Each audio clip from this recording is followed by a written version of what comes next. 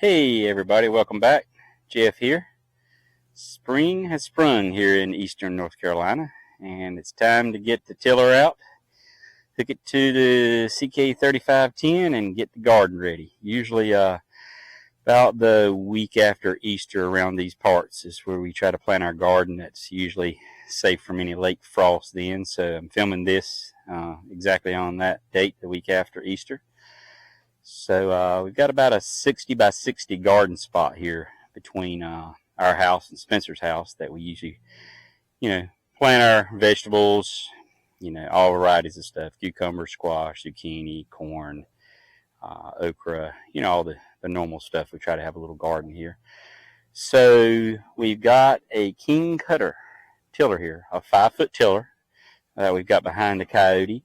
We actually bought this last spring, so this will be the second season that I've used it. And man, I'd always wanted a tiller, and I finally bit the bullet and bought one. And this thing is the bomb if you're trying to get the soil all prepared and everything ground up and ready for planting. The spot that we're going to be working on, I actually broadcast some fertilizer out. I had disted it up about 2 weeks ago, and then we had like 2 inches of rain this past weekend, Easter weekend.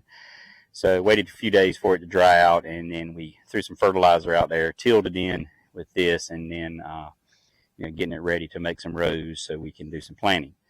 But anyway, I wanted to show you this tiller and give you an idea how it works. And it works well with this tractor. I think they recommend 25 to 40 PTO horsepower for this size tiller. Again, it's a 5-foot. This is not the reverse rotation tiller; it's a forward rotation. But yeah, it works well. With this being a 35 horsepower. And this is something I'll show you here that I use. This tractor, being the SE model, has the auto PTO function, where you can put it in the auto position, and as you raise the 3-point, get it to a certain point, it cuts off the PTO. And you want that, use that a lot on these attachments that have a real short shaft like this one does, because it doesn't, if it's a longer shaft, then you can raise that thing and it takes it a while to get at a steep angle. But with these short shafts, when you raise it up, it doesn't take but very little to get your shaft at a sharp angle, and kind of puts it in a bind. So having that auto shut-off feature here is a real nice thing. So anyway, enough said with that. I'll bring you in close here, and we'll take a close look at it, and then we'll get busy in the garden and watch it in action. All right, coming in close, taking a look at this.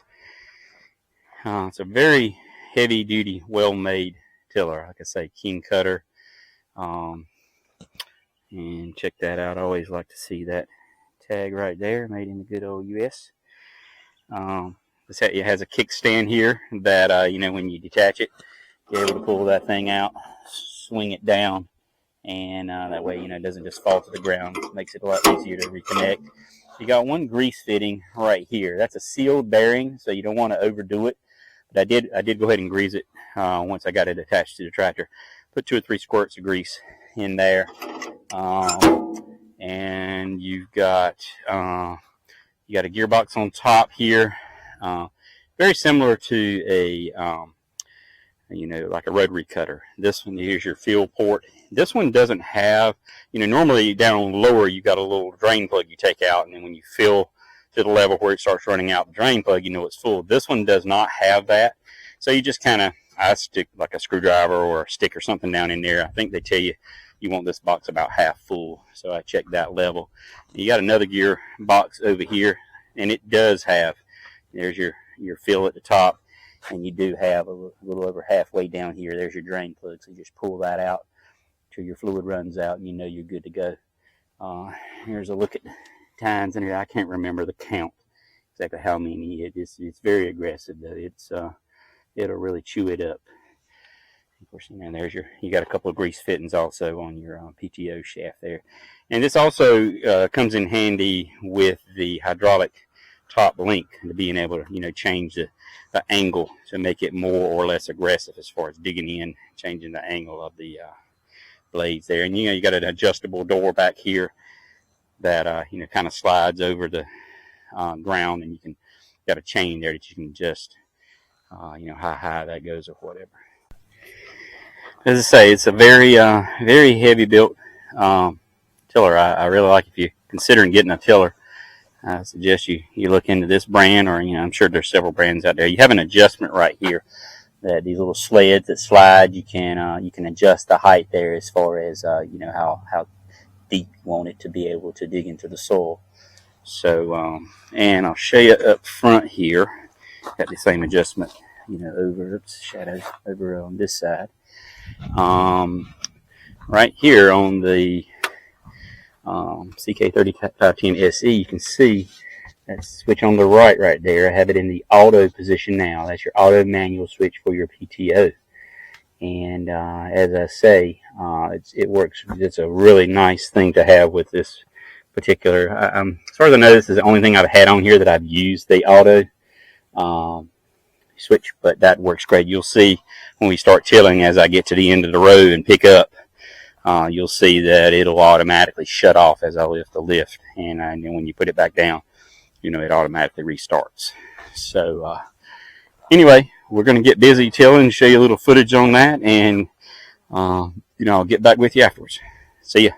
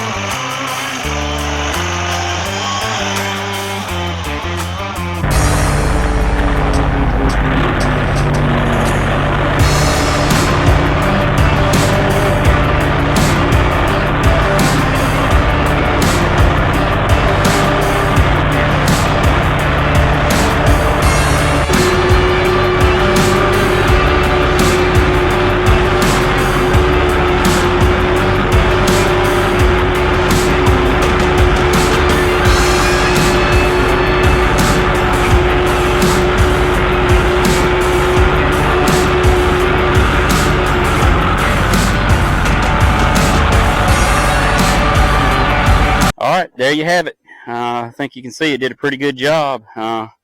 We got the garden all ready. We're gonna get our next little secret surprise, the third member of our tractor family. Haven't really talked or shown anything about that tractor yet, but maybe the next video we do will be using that, which is our garden specialty tractor. A lot of you older guys like me will recognize this when I get it out, one of the old Farmall series.